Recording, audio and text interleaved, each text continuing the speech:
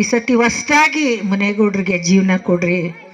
ಇನ್ನೂ ಒಂದು ಸತಿ ನಿಮ್ಗೆಲ್ರಿಗೂ ಕಾಲು ನಮಸ್ಕಾರ ಮಾಡ್ತೀನಿ. ಅದಕ್ಕೋಸ್ಕರ ನಾನು ಮಾತಾಡ್ತಾ ಇಲ್ಲ. ಮುನೇಗೌಡರು ಏನು ಒಂದು ಆಸೆ ಪಟ್ಟರು, ದೊಡ್ಡಬಳ್ಳಾಪುರ ಜನತೆಗೆ ನಾನು ಏನೇ ಆಗಲಿ ಸೇವೆ ಮಾಡಬೇಕು.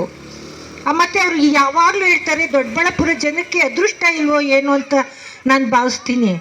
ನಾನು ಗೆದ್ದರೆ ನಾನು ಪ್ರತಿ ಒಂದು ಊರನ್ನೂ ನಾನು ಇಂಪ್ರೂವ್ ಮಾಡ್ತೀನಿ.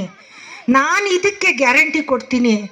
ನಾನು ಯಾವ ಥರ ಮಾಡ್ತೀನಿ ಅಂತಲೂ ಹೇಳ್ಕೊತಾರೆ. ಅದು ಯಾಕೆ ಜನ ಅದನ್ನು ಅರ್ಥ ಮಾಡ್ಕೋತಾ ಇಲ್ವೋ? ಇವಾಗ ನಮ್ಮ ರಾಮದಾಸ್ ಹೇಳ್ದಂಗೆ ಲಾಸ್ಟ್ವರೆಗೂ ಹಾಕ್ತೀವಿ, ನಾವೊಂದು ಹಾಕ್ಬಿಡ್ತೀವಿ ಅಂದ್ಬಿಟ್ಟು ಕಡೆ ದಿವಸಕ್ಕೆ ಅದು ಯಾವ ಥರ ಮನಸ್ಸು ಬದಲಾವಣೆ ಅಂತ ನನಗೆ ಗೊತ್ತಿಲ್ಲ. ಅದೆಲ್ಲ ಹಳೇದೆಲ್ಲ ಬೇಡ. ಈ ಸತಿ ಹೊಸ್ದಾಗಿ ಮುನೇಗೌಡ್ರಿಗೆ ಜೀವನ ಕೊಡ್ರಿ.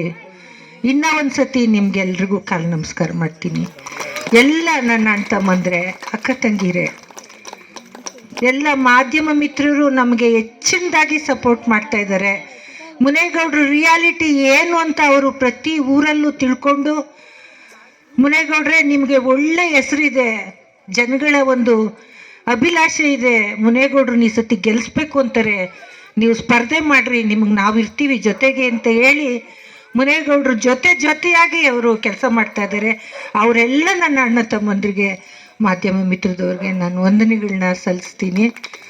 ಇವತ್ತು ಮುನೇಗೌಡರು ಹುಟ್ಟುಹಬ್ಬನ ವಿಜೃಂಭಣೆಯಾಗಿ ನಡೆಸ್ಕೊಟ್ಟಿದ್ದೀರಾ. ನಿಜವಾಗ್ಲೂ ಇಷ್ಟೊಂದು ಹುಚ್ಚು ಪ್ರೀತಿ ಎಲ್ಲ ಹೆಣ್ಮಕ್ಳು ಗಂಡು ಮಕ್ಕಳು ಎಲ್ಲರೂ, ದೇವರು ನಿಮ್ಗೆಲ್ರಿಗೂ ಒಳ್ಳೇದು ಮಾಡಲಿ. ನಿಮ್ಮ ಮಕ್ಕಳು, ನಿಮ್ಮ ಕುಟುಂಬ ಸಂತೋಷವಾಗಿ ಯಾವಾಗಲೂ ನಗ್ನಗ್ತಾ ಇರಲಿ ಅಂತ ಆ ದೇವ್ರ ಹತ್ರ ಪ್ರಾರ್ಥನೆ ಮಾಡ್ತೀನಿ. ತಾಯಿ ಮಾರಮ್ಮ ಎಲ್ರಿಗೂ ಒಳ್ಳೇದು ಮಾಡಲಿ.